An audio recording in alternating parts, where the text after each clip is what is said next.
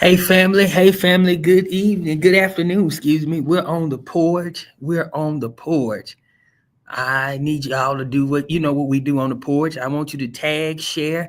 Y'all come on the porch with us. Get on here. We on the porch. We had a great conversation last week. We're gonna pick it back up. So we are on the porch. You know how we do when you're on the porch. Let's tag, share. Let me know you're on the porch with me. We in this together. We are on the porch. We on the porch. Y'all come on in. Come on in. We're on the porch. Again, we have a YouTube channel. If those that can't get on Facebook Live, maybe you can get on YouTube. I have our YouTube channel right there, KJ Madden Ministries. Get on it. We're live on the YouTube as well. So listen, we have no excuses to be on the porch. Let's get on the porch. We had a good combo last week. I'm excited about what the Lord is going to do. And so let's go for it. Come on to the porch. Come on in.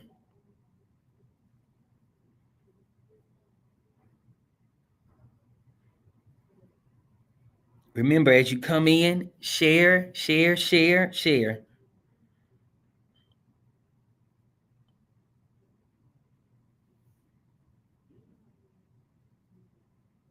We are on the porch. I'm excited to be back again.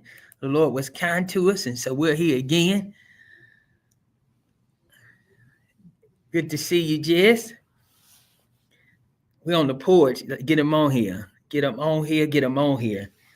We're excited to see what the Lord has in store for us on today. We're going to pick up on last week. I really still sense that in the spirit that we need to stay in that vein. And so we're going to deal with a little bit more into that area. But share as you come in the room. Let me know that you in the room. Let me know you on the porch. Come on in. I'm excited to share today. It's getting a little warmer, so one of these days I'm gonna go outside on the porch for real. Hey Kyla, love you, girl. We're gonna be on the porch for real. But listen, let's do it. Let's get on the porch. Let's tag as many people as we can. Let's let them know that we are on the porch. Tag, share. My brother, one of the greatest pastors and men I know, the Honorable Adrian Knox, is here on the porch. Love you, man. Z, good to see you. Marlena, good to see you. We on the porch. Y'all come on in. Tag as many people as you can. We're going to get started here in just a second. I'm excited. Elder Karen, good to have you on the porch. Share it. Tag as many people as you can in here. If you tag them, in the words of Apostle Brandon Clack, if you tag them, I'll talk to them. All I ask that you do your part. Tag them. Get them in here. And I will talk to them. Dr. Tim Richardson is here. Bless you, man. Listen, we're going to jump right in. I'm going to pray and we're going to go right on in. Kind Father, we thank you. We thank you for another day's journey. We thank you, God, for being a promise-keeping God, for being a faithful God. God, as we as we begin this conversation today, we ask that you would be in the midst of it, God, that you would hide me behind your cross and let the people be blessed by thee and not me, God, that you would pour into us all, God, that you would give us all revelation and understanding. We love you and we thank you. In Jesus' name, amen. So listen, last week we were talking about trauma. We were talking from the topic of I'm tired of being here. And we got to talking about childhood trauma and the Lord he's been dealing with me about that in my spirit. And I was even sharing a little bit about my personal story. But one of the really the most important reasons why that we have to heal from this trauma is because for most of us, it's cost us more. It's too expensive to hold on to trauma because it bleeds over into everything. every area. Remember, we talked about how trauma works like a wound. And if it's not cared for, it becomes infected. And when it starts infecting stuff, it'll touch more things than you think. You know, for some of us, the reason why we're still single, the reason why we really haven't moved like we want to do or live like we want to live or do what we want to do, is because trauma is keeping us.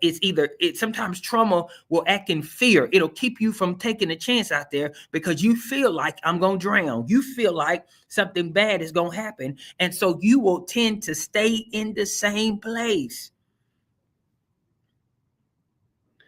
I was sharing with someone earlier today that one of the things that I've learned in doing some research, good to see you, Kelly, in doing some research, is I have a better appreciation, a stronger appreciation for people, domestic violence victims, because oftentimes, you know, we tend to, because we're outside of the box, we tend to stereotype them, like, you know, we call them foolish, and we say things like they're crazy, and we say things like that. But in my research, I found that one of the reasons why they continue to go back to where they came from is because it's what they know. It's what they know. And the reality of it is they've been traumatized for so long that they'd rather stay in what they're familiar with than to go into a place that they're not familiar with. And for many of us, no, we're not in the domestic violence relationship, but we've been in a traumatic situations before. And we don't realize that the reason why we're still where we are is because that situation has bled over into our strength and has turned it into fear. And we're scared now. Can I talk to anybody on the porch today? And we're scared. So you'd rather stay there and make pennies on the dollar and beat your entire body down than to go back to school again and figure out what God is really calling you to do. Why? Because you tried school before and you failed you.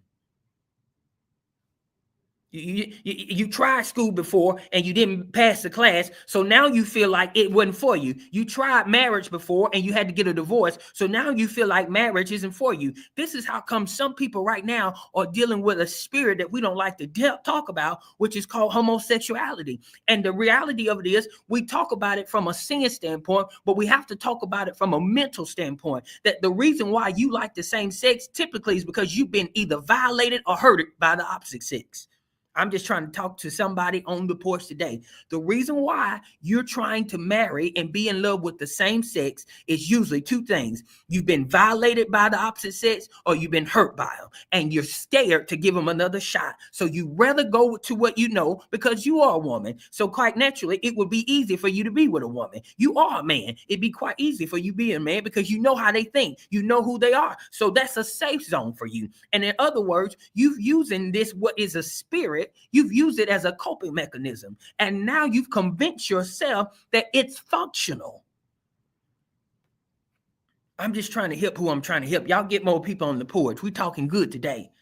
That's why we've got to heal. And here's the unpopular opinion, and I get it, because on the flip side of it, we tell everybody, Jess, that you need to heal. We tell everybody, Michelle, you need to heal. Dr. Pace, we tell everybody you got to heal. But here's the unpopular truth. You ready for it? Here it is.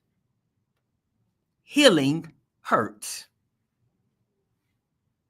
Vanna, healing hurts. It's unpopular. That's what we don't deal with. Healing hurts.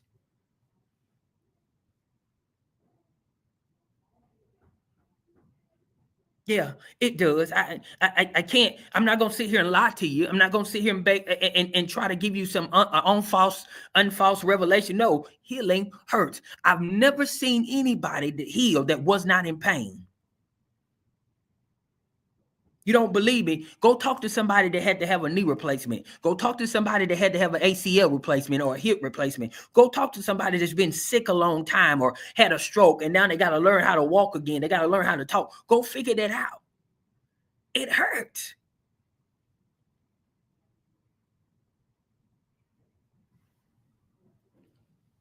And when you talk about healing because when you look at trauma, the range or is birthed through a traumatic event that has happened to you. It's a traumatic event that's happened to you. And for many of us, we did all we could to stop thinking about it. We did all we could to remove everything from our sight about it. But the problem with that is we removed it, but didn't heal from it. Can I talk to you today? We removed it, but we didn't heal from it, because there's a little statement that they used to say, out of sight, out of mind. Y'all remember that? Out of sight. But the problem with that is it leaves you an open wound, and every now and then something is going to happen, and it's going to touch that wound, and it's going to hurt. That's what happens when you don't heal from it, and you don't just go through the pain that it's going to take to heal from it. You put it to the side. Yeah, out of sight, out of mind. I get it. I get it. But what happens is you removed it. You didn't heal from it. So that's how come now when somebody says certain things or do certain things, you shut all the way down, or you become defensive. I mean, you become more defensive than our Army, our Air Force. Why? Because that wound is still open, and it still hurts. Can I talk to somebody on the porch? And so what happens is, trigger, right, Jess? And what happens is when you leave a womb, that's where I'm going now. When you leave that womb unattended, it forms into a trigger.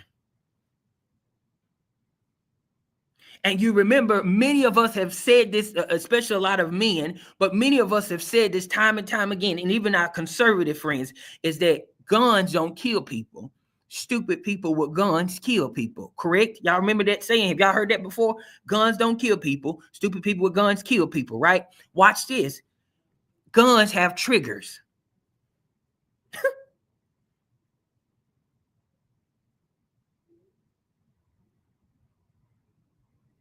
So why are you shooting me? Because you triggered me. But how did I know that I was triggering you? You see, that's the concept. That's the issue. Guns have trigger. I'm shooting you now because you triggered me. But the reality of it is, I didn't even know you had a trigger. Why? Because you covered it up. Because for some of us, Candace, some of us, we know how to put on the front like nobody's business. Can I talk to somebody on the porch? We know how to look like we need to look. And so here it is now. You got a murder case on your hands. Why? Because they triggered you from an unhealed wound.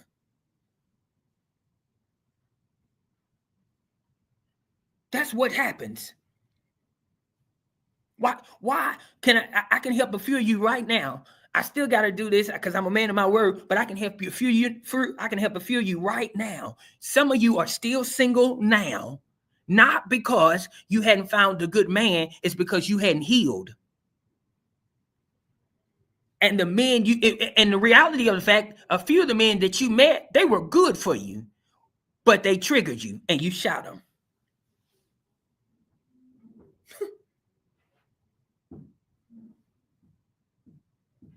Good men, they made a mistake, but you murdered them for it. Why? Because you didn't heal, so you made them pay a bill that they didn't deserve. There were people in your life that should still be in your life now. Triggers, you shot them, you murdered them. They had to pay the bill. Some of you now are isolated in a lonely place. Why? Triggers.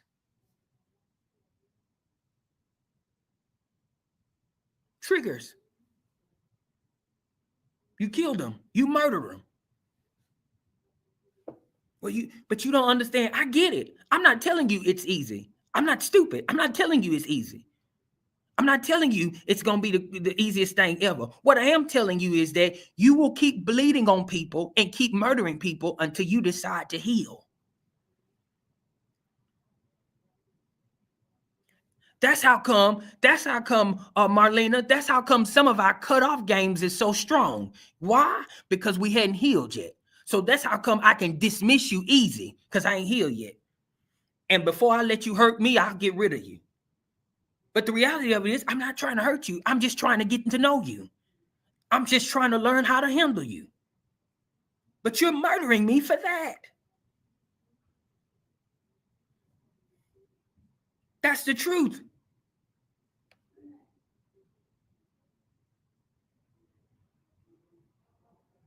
Like we have, and let me go back to this. I told you some of my story about my father, how I had such a disdain for him. My daughter's on here, Jalen. Love you, girl. I had such a disdain for him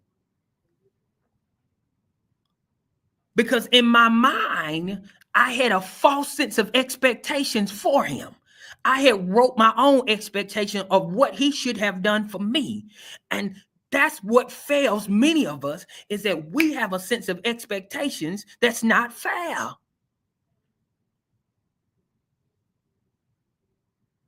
And that's why our cutoff game is so strong. Why? Because there's 10 things that you're supposed to do, and it's 10 things you ain't gonna do. And if you do one of these things or don't do one of the others, you're gone. But you didn't even give me a chance to apologize. You didn't even give me a chance to tell you why I did what I did. It don't matter. You did it, you're gone.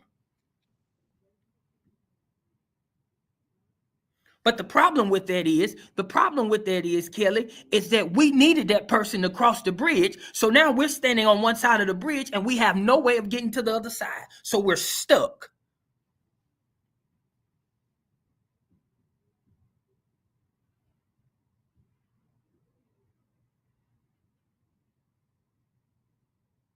And here's the thing: there's only one thing worse than being in a miserable place. You know what that is?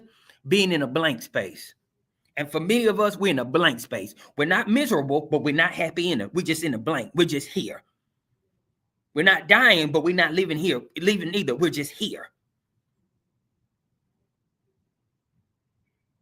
And we just show up and we keep doing the same thing on Monday. We do the same thing on Tuesday. We do the same thing on Wednesday. We do the same thing on Thursday. We do the same thing on Friday. We do the same thing on Saturday. We do the same thing on Sunday. Only thing we do different Sunday, we go to church, we run around, give him a couple hallelujahs, pay our tithes, but we're back to the same cycle on Monday. Why? Because we won't heal and we're in a blank space. That's what a blank space do you. A blank space will put you in a mind and you start asking your question, why am I even here? A blank space will make you even argue about everything because you don't get anything. You're so confused. You don't know whether you're going or coming. You don't even know why you're not sleeping at night. You're just closing your eyes and getting out of bed. You're restless every time. Why? Because you're in a blank space.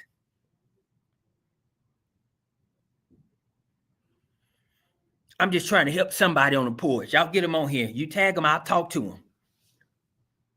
That's why. Because I felt like you're supposed to do X, Y, and Z. But here's the problem.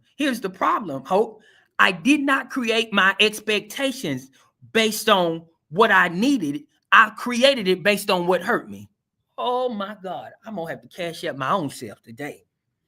I did not create my expectations on what I needed. I created it on what hurt me. Lord have mercy. I feel like talking today.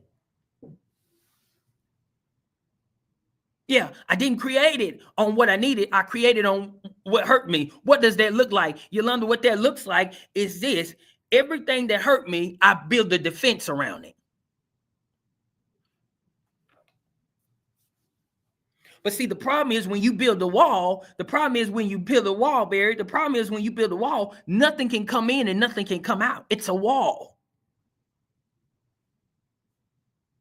So you've built expectations on the wall.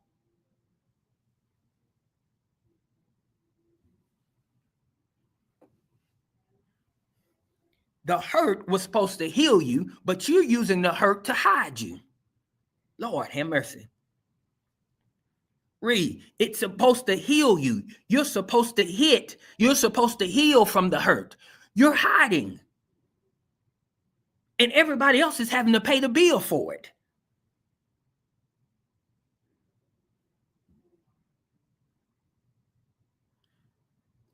One day, you talk about multiple personalities. One day you're great. We feel like everybody want to be around you. The next day you worse than Scrooge. Why? Because it's triggering you. Because every time you start to get around people and things start getting good, because you're not healed, you revert back to what hurts you.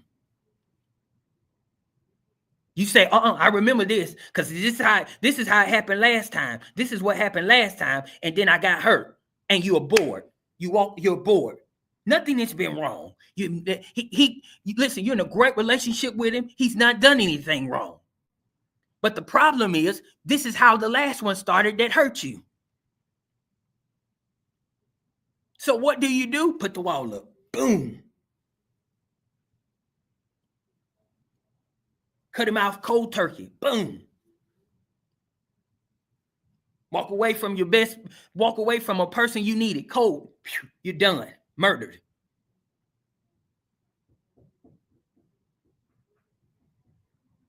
Why? Not because I'm trigger happy. I'm trigger miserable.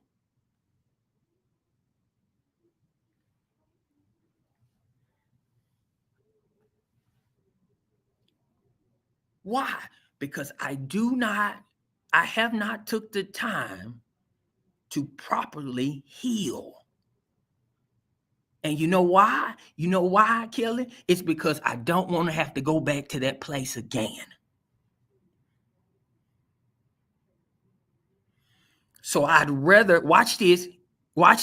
So I'd rather run as far as I can from that place than to go back there and get the keys and drive away and never see that again. Because the only way you're going to get out of this is you got to go back and get the keys. But for many of us, no, it hurt too bad. I'd rather just keep running.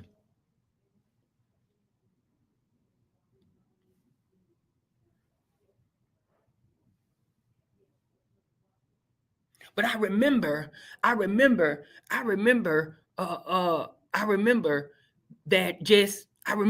asking myself, like, I mean, and this is going to sound so terrible, I know, but this was the mind space I was in. I remember asking myself, what use is a father?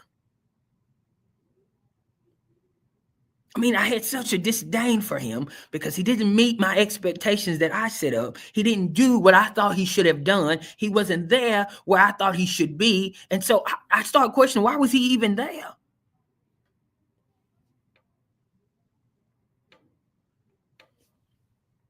Because I'm hurt now. I'm hurt. And you know, for many of us, that's where our attitude comes from. That's why we're so cold-hearted. It's not who we are. It's because we're hurt. And we're protecting, watch this, we're protecting a wound instead of healing it. So that's why we're so cold-hearted. That's why we're so direct. We think that that's a gift from God. No, it's because you're hurt. And you don't want to be hurt again. So now you're straightforward. And now your mentality is, I'm going to get you before you get me. Now your mentality is, I'll be doggone if this ever going to happen to me again.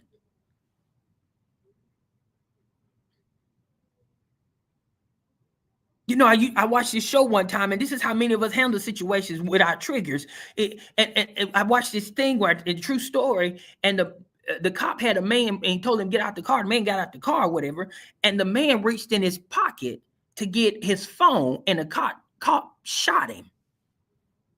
And they asked the cop later on in the investigation room, you know how they do, they investigate the situation. They asked him, they said, listen, why would you shoot that man? And why did you shoot him so quick? He said, because I was trying to get him before he ever could think about getting me. And that's how many of us are handling relationships, whether they're romantic, it's family, it's friends. That's how we handle it. I'm going to get you way before you can even think about getting me. And they're not even thinking about it. But that's what's happening when you're trying to protect something that you hadn't healed from. When you try to protect it and you hadn't healed from it, that means everything around it is sensitive. So now you've got to protect the even larger space.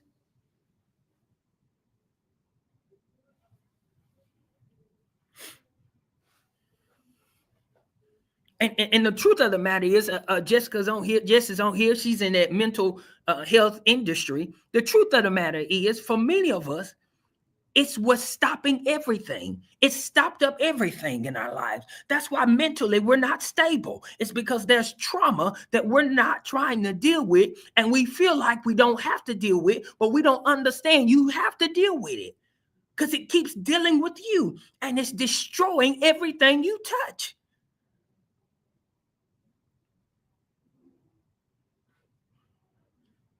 You honestly think that people are out here trying to kill you. You think that everybody is against you. You honestly think that in a room of 500 folk that everybody concerned is how to hurt you.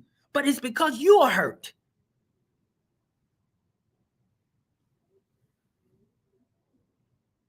You honestly think that people, you go into church, you can't even praise God like you want to because you think somebody's in there after to get you. You think there's witches in there that's after you. You think there's warlocks in there after you. You think that somebody's in there they're going to snatch your man. Somebody in there's going to try to hurt your kids. In your mind. Why? Because you've been hurt and you won't heal from it. And now everybody else has got to pay the bill for it.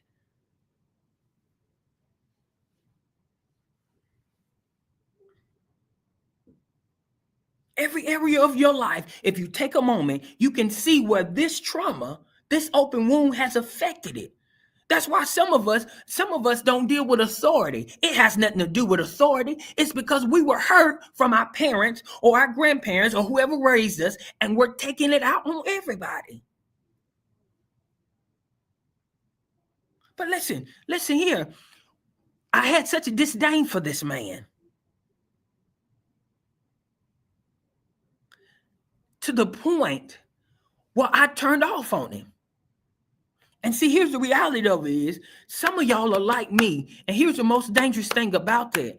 I know how to put a smile on my face. I can do it. Listen, I can do it in my sleep. I know how to do it.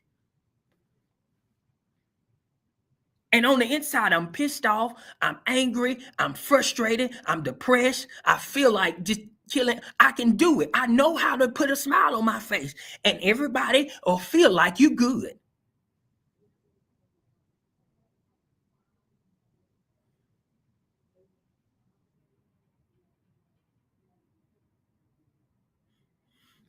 That's how many of us do. We know how to put the face on. Now, there's some of us that can't put a face on. We just can't do it. It's just not gonna work out. You know, you be in church and something goes sideways in church, we can see it all on your face. Some of us just can't do it. But then there's some of us that we can put a face on. We know how to deal with it. We do it every day and miserable. We've been doing it for years and miserable. Because we won't heal from it. And I can remember, Kelly, I walked into a church. There was a man on the organ. We caught eyes, but he never said anything. He smiled or whatever, and I didn't say anything.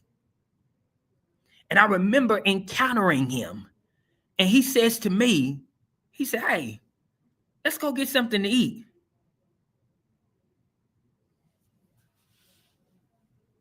Right, Jessica. She said, "Fake it till that's the biggest lie ever. Because you'll never make it. Because you'll always be fake. You'll never make it. You'll always be fake. That's why some of us got things and we're unhappy. Why? Because the person who's there is a counterfeit. They're a fake. It's not who we are.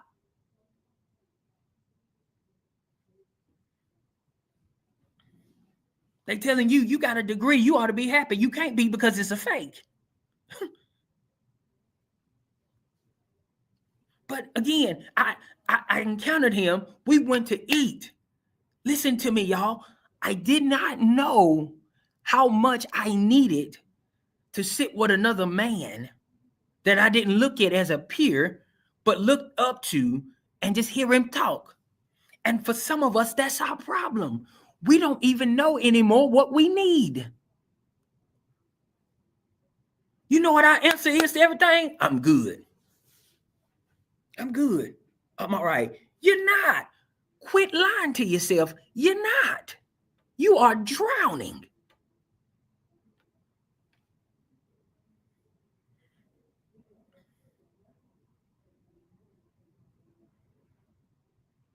You are literally drowning. You keep lying to yourself. It's two people that you cannot afford to lie to. One of them is God and one of them is yourself. You can't afford to. It's too expensive.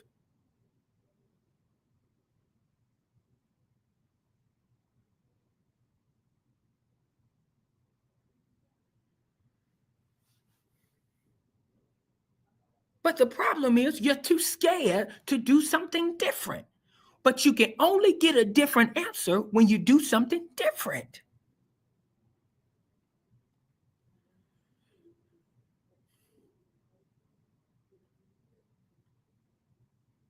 You're wasting time being a counterfeit. It's time for you to look yourself in the mirror and deal with it. Take the makeup off, take the lashes off, and deal with what you see. Because some of us, that's why we think we don't put makeup on. People think we don't put makeup on. We put makeup on every day because we like to look a certain way. No, you put makeup on every day because you like to hide. It's a hiding place for you. It's a coping mechanism for you. So you put makeup on and you don't have to deal with yourself and nobody else get to see yourself. So it's a win-win situation. Can I talk to you on the porch since I'm on here? Yeah, that's why. That's why you do all that. You want everything, your hair done and all that, because it's not because you're trying to look good. It's because you're trying to hide and make it seem like you're good.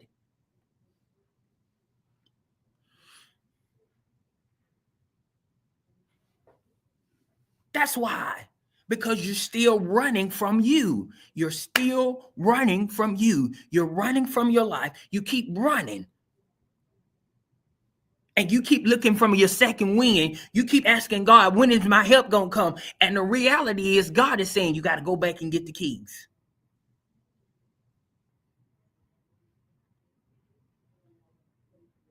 You keep asking yourself, you're so frustrated because right now, here it is, you're in your late 30s, you're in your 40s, some of even in our 50s and 60s, and we're still dealing with trauma from our parents. Why? Because we're expecting them to apologize and they're not going to give it to us. Some of them are dead. Some of them just not going to give it. And we're holding it to them. And we can't move to the next level in our life or in God because we won't forgive them. And we feel like they shouldn't be forgiven. Lord, I feel like talking here. We can't go to the next level. You can't get your money. You can't get the next career. Why? Because you keep holding on to something because you have an expectation that things are supposed to happen and it's not going to happen that way.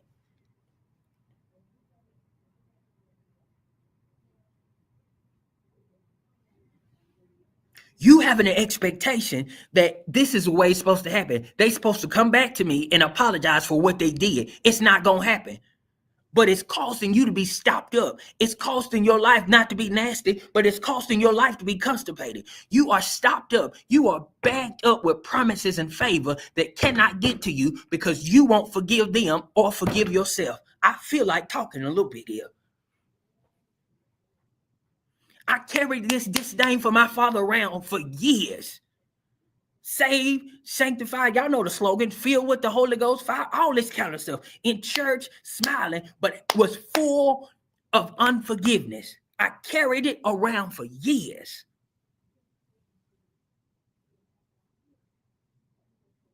And everything around me, God was doing things for everybody around me but me. And I thought it was the devil. That's what I said. Oh, it's the devil. Oh, it's not. It's that you won't free yourself. You got to free yourself. You got to realize that they only had the capacity to do what they did. Whether now again, we're not saying it was right or wrong. What I'm saying is that was their capacity level. That was their intelligence. That's where it stopped at. You're expecting them to be in a place that they never was. So that's how come you're trying to get something that they can't give you.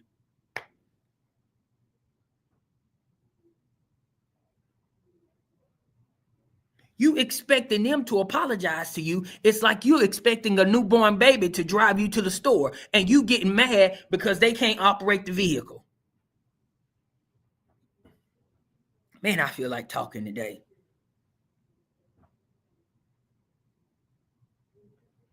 Never once did we take the time to think about, never once did you take the time to think about, well, how was they raised? It don't matter. They shouldn't have done me like that. Never once did we take the time to think about, well, what was said to them? It don't matter. They shouldn't have done me like that.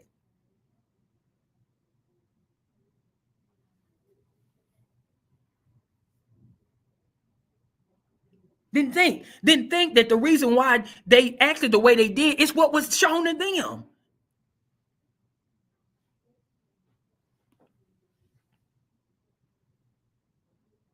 My bishop, my spiritual father is on here.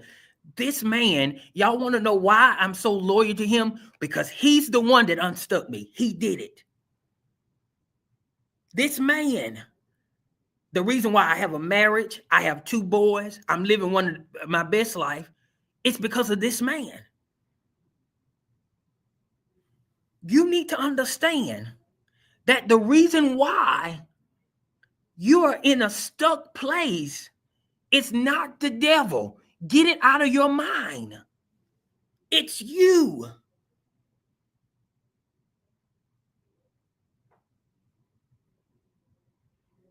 And here you are, and I keep going to these 30s and 40s, but here you are in this era right now, and you're still holding on to this wound that has triggered everything around you.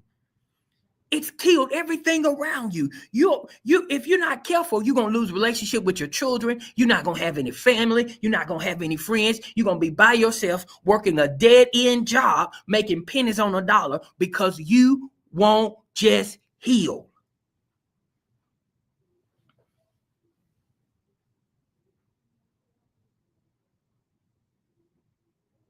But you don't understand, man. You don't understand. They really hurt me. I'm sure they did. I'm sure they did. But the reality of the fact is, this is their capacity level. And I don't care how mad you get, you will never get apple juice from an orange. I don't care how hard you keep trying, you can never get apple juice from an orange. So I don't care how long you've been holding this for too long, and you can keep wanting it. And you know, the reality of the fact of the matter is this. Here's what you got to realize. If you're going to have the same, if you're going to have that expectation for them, you got to have the same for yourself. Uh-oh. Now we finna get in some muddy waters. You hear me? Because here's the reality of this. I never forget this. I'll never forget it, Vanna. I remember riding in my truck by myself. I tend to do, I had no music on. Sometimes I don't have music on, and sometimes I listen to instrumental music. And I remember, Kyla, I remember like it was yesterday. It was as if I was listening to music went down, and there was a voice, like somebody was sitting in my truck. And the voice says, "You're ready for this now." Elder Karen, I said, "I'm ready for what?" I knew it was the Holy Ghost, but I'm ready for what? I thought, Kelly, that he was about to give me some kind of prophetic revelation, Vanna, something of that nature. No, he didn't. Just, this is what he told me, and I about had to pull the car over. He said, what I want you to know, what I want to ask you is, what would he done if he was in your life? I got to get out of here. So here I am. I've been frustrated for years. I've been carrying this anger around for years. I've been angry at this man for years. And the question finally comes to me that I'm mature enough to handle is, if he was present, how could he have done any better?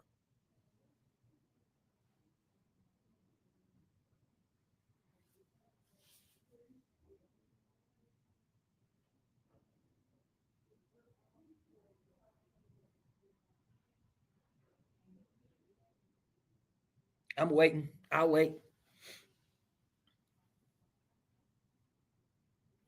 So you've been carrying around trauma, and you didn't realize, I'm not trying to shout you on the porch, but you didn't realize that the biggest blessing you ever had was their absence.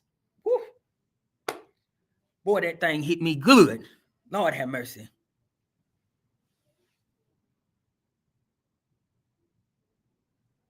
You didn't realize, Ree, that the way God helped you was for them to be absent. That was the blessing from God, that they were absent. It was the blessing from God that they hurt you so they could leave, because they couldn't have done anything to to build you any kind of way. So the best thing they could have done was to not show up. The best thing they could have offered you was to be absent. The best thing they could have dealt with you was to not to ever deal with you before. That was the greatest thing that ever happened to you.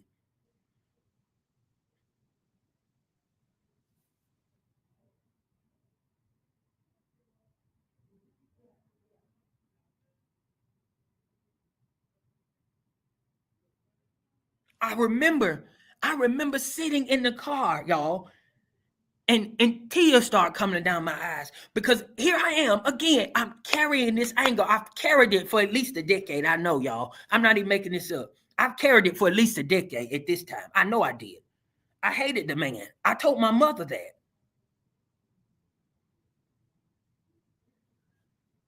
She called me. I remember her calling me in Japan and telling me, have you checked on him? And I told her, listen, respectfully, I told her, I said, listen, unless you calling me to tell me he's dead, I don't want to hear nothing else about him.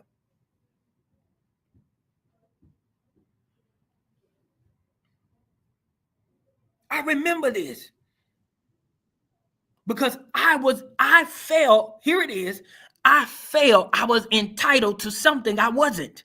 And I thought I knew what I needed, and I didn't.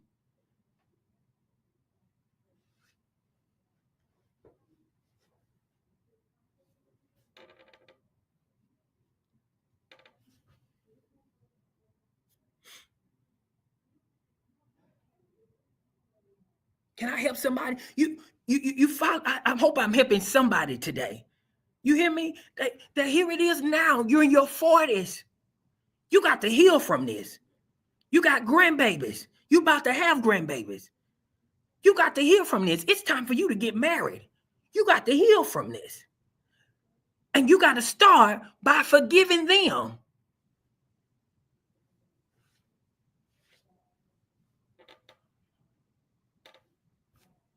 You think people just don't want to be around them. No, they just don't want to deal with your trauma.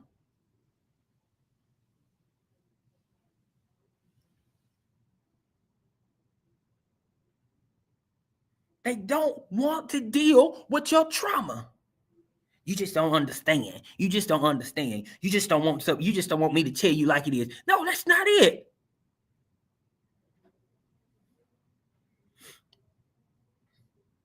But it's quite interesting how you want to crucify me, but I'm supposed to give grace to you.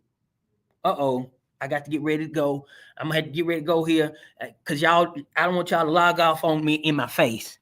I don't want you to do it in my face, so I'm gonna just let you go, so I don't have to watch you log off the screen. I don't have to watch the numbers go down. But I think it's pretty. That's a double standard that you want to crucify me, but I'm supposed to give you grace. You want me on the cross, but I'm supposed to just act like nothing ever happened.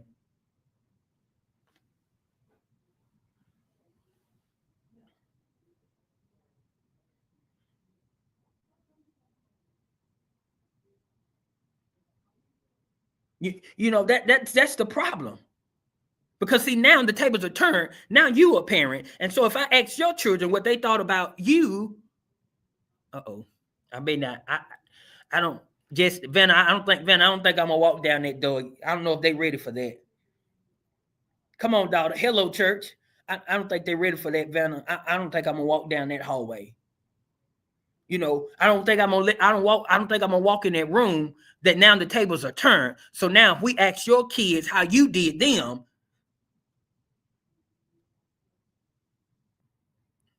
uh-oh.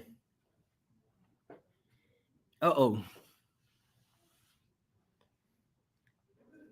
But your answer to your kids is going to be, I did the best I could. Your answer to your kids is going to be, you didn't even know I was doing, you didn't know what I had to go through to get what you had. That's your answer to your kids. So if you're able to give that answer, why can't you accept it?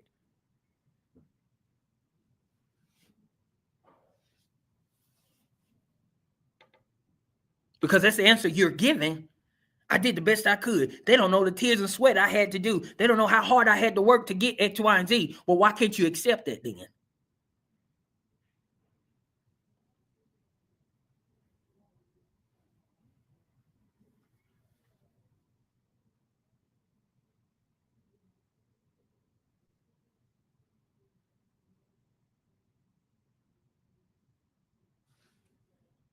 But here we are now. I was able to forgive this man through God. And this guy now is my best friend. Not too long ago, first time I ever heard him speak in front of people. You know what he was doing? He was introducing me as the preacher.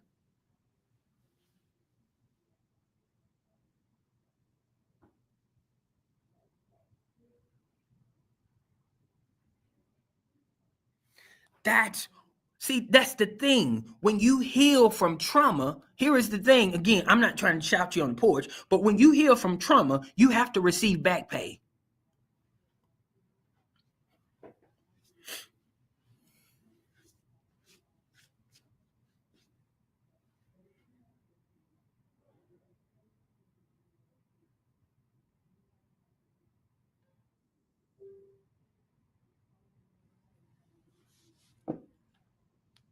Hello, church. Can I talk to somebody? That's why you got to heal, because you got everything held up because you won't heal. You need to heal.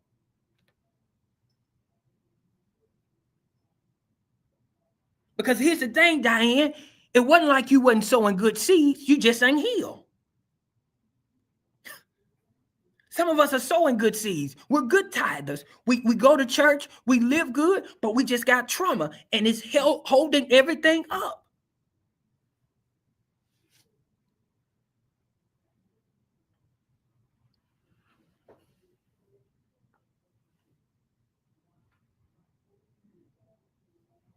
It's 12:47. I got to get ready to let you go. Listen, and let me show you, because again, I need you to be able to find this in the Bible, so I don't want you to think I'm making this up.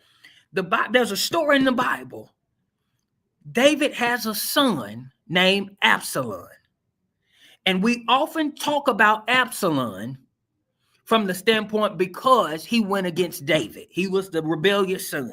He was the one that went against David. He wanted the kingdom. He turned the people against him. But do you know why he did that? Trauma.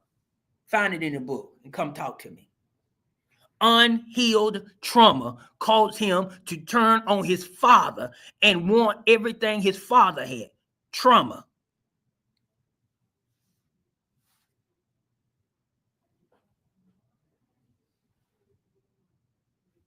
Hello, church.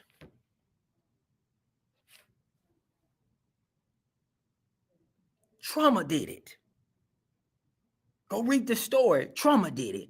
His brother slept with his brother raped his sister. He felt like his father should have pretty much did away with him. His father showed grace to him.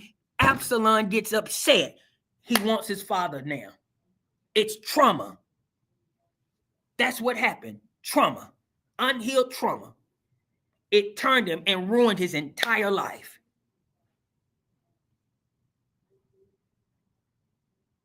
Ruined his entire life.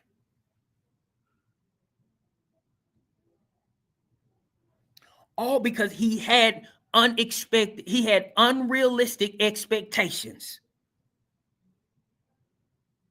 Because many times in trauma, one of the reasons why it's so heavy is because we have tunnel vision and we feel like this should be the consequence. We don't look at any other variable in the situation, but the fact of the matter is they violated me, they hurt me, they broke my heart, they lied on me, they took me down there, they beat me, and they deserve the worst penalty ever.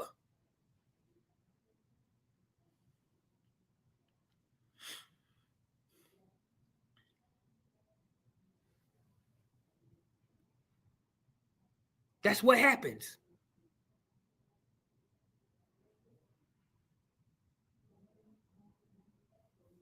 Maddie. And so for some of us, love you, Maddie, but for some of us, But for some of us, that's it, Jess. That's the problem. But some of us, the problem is you don't want to deal with your part.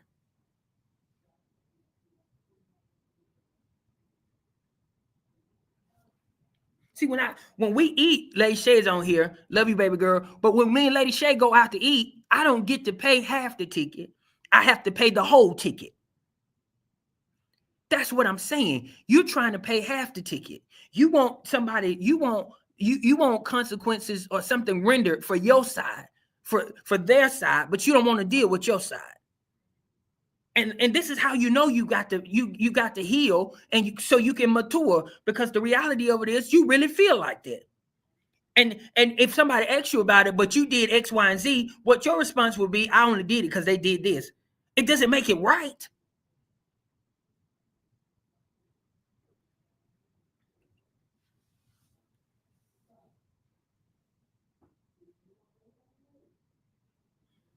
It doesn't make it right. Some of you are too intelligent. You got too much going for you to still be cussing folk out. Uh-oh, I'm finna go. What time is it? 12:51. Maddie, I got to get out of here. You're too anointed. You're too intelligent, and you still cussing people out. You almost in your 40s. You in your mid-30s, and you still cussing folk out.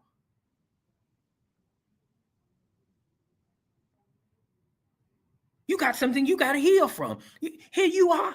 Here you are. You in your mid-30s. You in your 30s, and you still sleeping around. We got to heal from some stuff.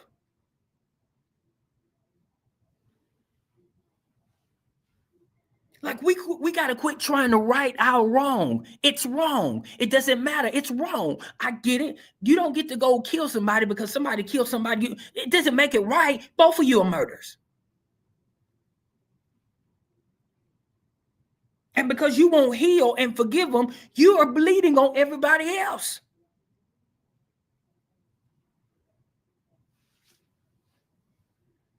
And you're doing it, and you're expecting, here's what you say, here's how you know you need to heal. Now, y'all not going to like it, but I love y'all, so I'm going to tell you the truth. But here's why you know you need to, this is how you know you need to heal, because this is what you say. The Lord knows my heart. Hello, church.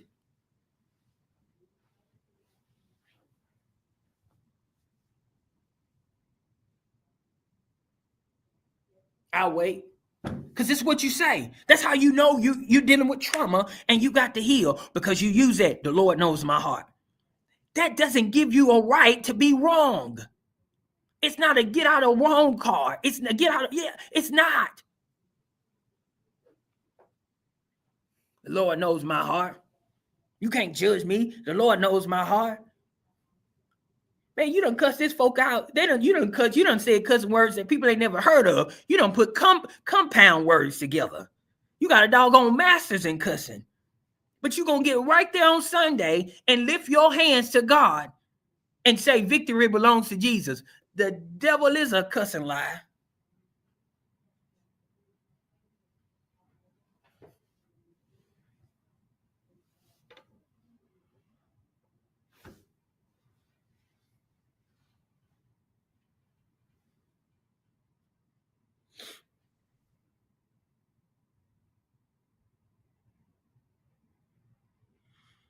I'm going to grow you up because it's time now.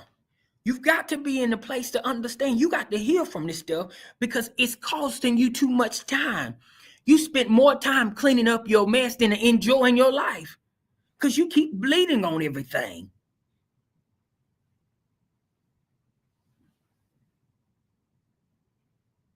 You keep bleeding on everything.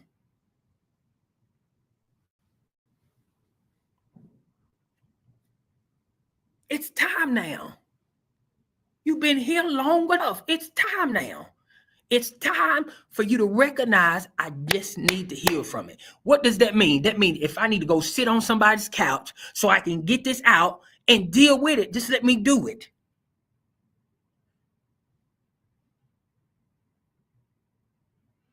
But here's what I'm telling you. It's more costly to avoid it than to heal from it.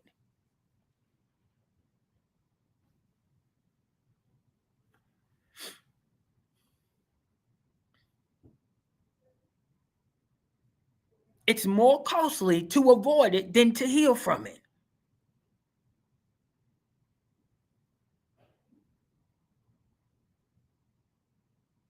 It's time now. If you got to cry, just cry it out. But you got to heal from it. Because what's happening is you're turning into an Absalom. And what does that look like? It simply looks like this. It's when you are doing your best to make sure that that person is unhappy.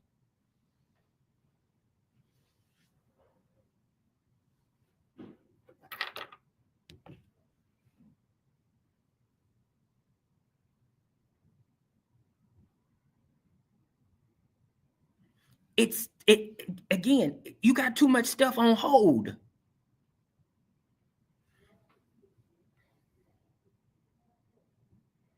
You got too much stuff on hold. It's not the devil. It's not the devil. It's God holding it. He's trying to protect you. Why? Because if he give it to you anyway, the first thing you're gonna do is you're gonna try to flood it in front of them. You know what you're gonna do? You're gonna get on Facebook and you're gonna say, they thought I wasn't gonna do it, but look at me now. Back then you didn't want me, but now how this is you're gonna put message out there like that. You got to mature. You got to heal.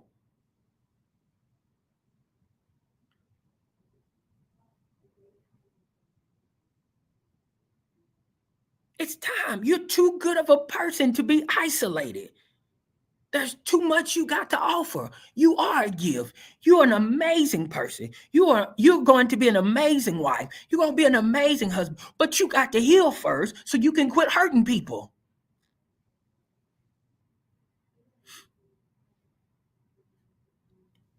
Well, I don't understand. I ain't never seen that before. Well, good. You'll be the first. You'll never know you can walk on water until you walk on water. Hello, church. I got to go. It's 12:57. I got to let y'all go.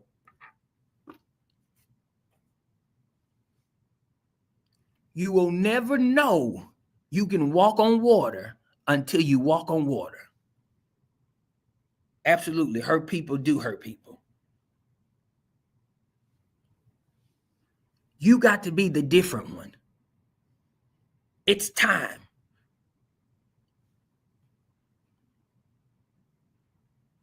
It's time for you to wake up. Last thing I say, I'm going to let you go.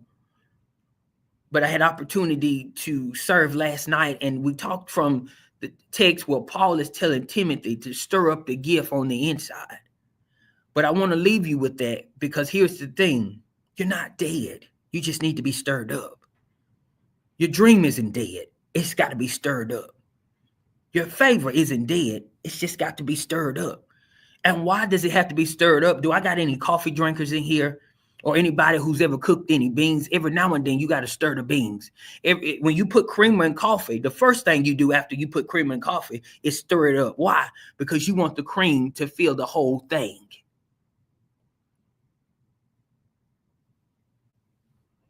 The bit of favor that you're getting now won't touch what you're about to walk into, but you got to let God stir it up. There is more. You're surviving now, but when you heal from this trauma, thriving is going to be an understatement.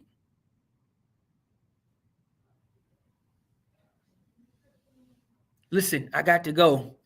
It's my prayer as always that you were blessed by something that was said today. I appreciate each and every one of you. Listen, invite everybody to the porch. Invite everybody to the porch. We're here every Thursday, 12 o'clock. Invite everybody to the porch. Be blessed. Listen, again, YouTube channel, go back and rewatch it. You need to send it to some people, send it. I just want to be a blessing to people. That's all I want to do, is be a blessing. I love y'all. Meet me here on the porch. Listen, if I was you and I was anywhere around Abundant Life, I'd get there Sunday. That's all I can tell you. I'd get there Sunday. God got something in store for us. I'd be there Sunday, 11 a.m., Abundant Life Church, 323 South 12th Street, Gaston, Alabama. I'd be there Sunday. I love y'all, and I'll see you on the porch, same time, same place next week. I'm out of here. Have an amazing day.